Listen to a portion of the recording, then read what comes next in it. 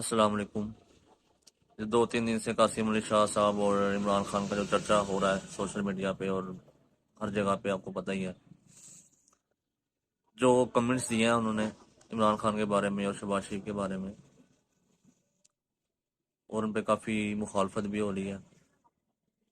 لوگ پاکستان میں ہے ہی یہی کلچر کہ جو جس کا حمایتی ہے، چاہے وہ پیپل پارٹی کا ہے یا وہ نون لیگ کا ہے یا عمران خان کا ہے، وہ یہ نہیں دیکھتا کہ صحیح غلط کیا ہے، بس وہ کہتا ہے کہ ان کو کچھ کہا نہ جائے، یہی صحیح ہے۔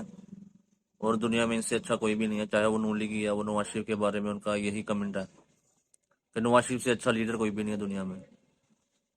اور جو بھٹو خاندان ہے، جو ان کے جالے ہیں، وہ کہتے ہیں کہ ان سے اچھا کوئی لیڈر نہیں ہے۔ آپ پیچھے دیکھ ہی رہے ہیں جو بلدیاتی انتخابات میں پرسوں ہوئے ہیں کل کراچی میں، کراچی کا کیا حال ہے، لیکن پھر بھی بھٹو جیت گیا ہے۔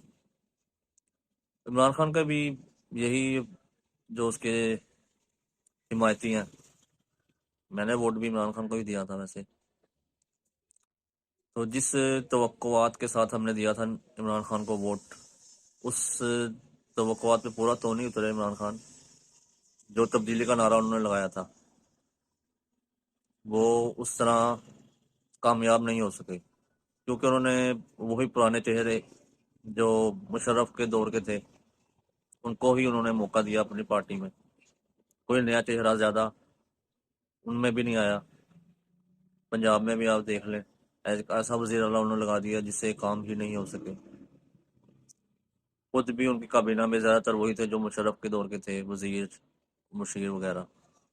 مطلب تب تھا نا کہ سارے لوگ نئے آتے اور کچھ کر کے دکھاتے نیا، بس وہ ایک ہی چیز کو روتے رہے کہ کرپشن کو ہم ختم کریں گے، نواز شریف کو ان کو سزائیں دیں گے۔ ٹھیک ہے، وہ بھی ہونی چاہیے تھیں، پر دوسرے کام بھی کرتے ساتھ کہ چلو پاکستان ترقی کرتا۔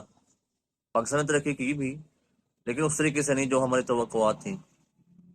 لیکن پھر بھی ہمیں اب دیکھنا یہی ہے کہ جو جس قابل ہے، آگے کے الیکشن آ رہے ہیں، آپ کو بھی پتہ ہے جنرل الیکشن ہے پنجاب کی، اور کے پی کے کی اسمبلیاں تحلیل بھی ہو چکی ہیں، تو ہم یہی دیکھیں گے کون سا کینڈیڈیٹ اس کے حقدار ہے کہ اس کو ہم ووٹ دیں، اور کون حقدار نہیں ہے کہ جس کو ہم ووٹ نہ دیں۔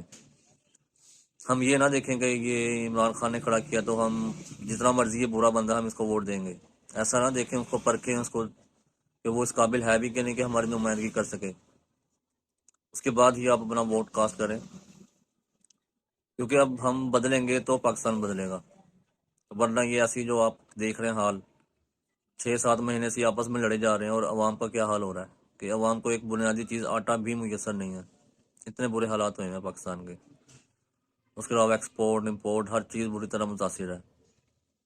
یہ اتنے خیر خواہ ہوتے تو یہ اکٹھے بیٹھ کے دیکھتے کہ عوام زیادہ جو ذلیل ہو رہی ہے انہی کی وجہ سے ہو رہی ہے نا، مین مسئلے تو انہی کی وجہ سے ہیں، سیاست دانوں کی وجہ سے جو ہم فیس کر رہے ہیں۔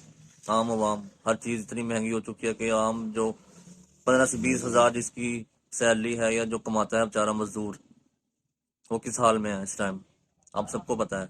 اس لیے سوچیے سمجھیے، سیاست کو پیچھے رکھ کے حقیقت کو سمجھیے، جو حق ہے سچ ہے، جو غلط ہے اس کو غلط کہیں، جو صحیح ہے وہ صحیح کہیں، چاہے آپ کی جس مرضی پارٹی سے وابستگی ہے۔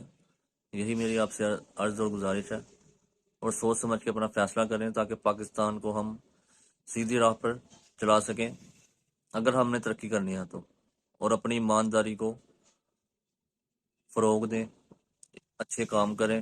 اپنے بچوں کو ہمیں اخلاقیات سکھانی ہوں گی آج سے، تاکہ پاکستان بھی سیدھی راہ پر چلے اور ترقی کر سکے۔ بہت شکریہ۔